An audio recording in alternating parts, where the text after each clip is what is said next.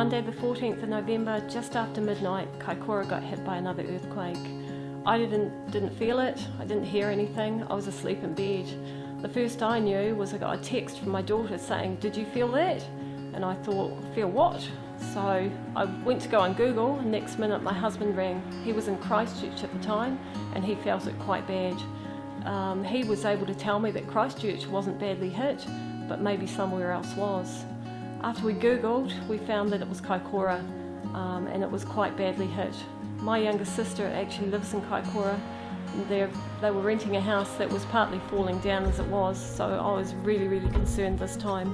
I tried to ring her for the rest of the night and couldn't get hold of her. I went into work the next morning because we hadn't been deployed. I think Christchurch team went first, which is understandable, they're closer. So about a couple of hours later, Red Cross called and said, "We will need you to deploy later this afternoon."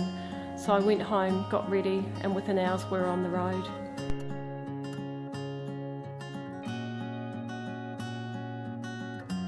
One of the first tasks when we arrived was to help get the evacuees out of Kaikoura, and that was either by ship or by helicopter.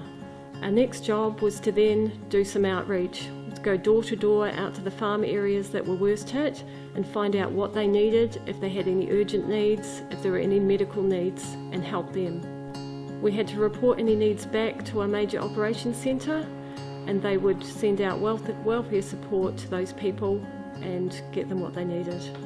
While that was going on, myself and teammate Brady were out visiting houses door to door and delivering any resources that we knew they needed.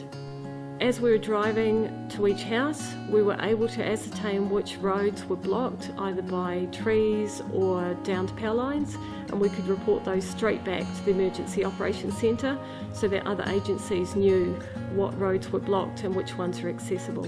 I spent one day with the Navy crew. We flew from station to station up in the high country, just checking on the old homesteads.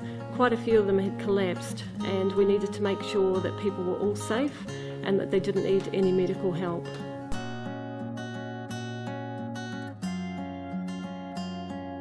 It was an emotional roller coaster, but at the end of the 5 days we were very tired but very happy with all the work that we'd done.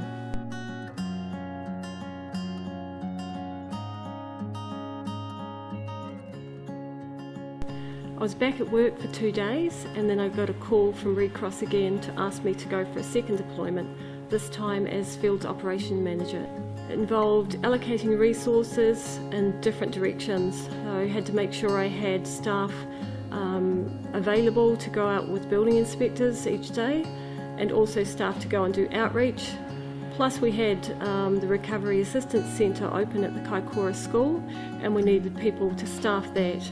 Their job there was to just talk with people that came in, find out if there was anything that Red Cross could do to help, and just guide them.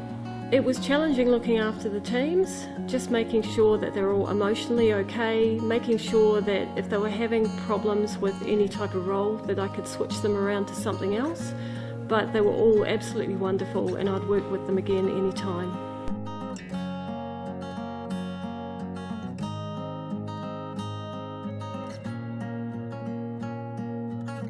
It was a bit more difficult this time again because I had a family member up there who was quite badly affected.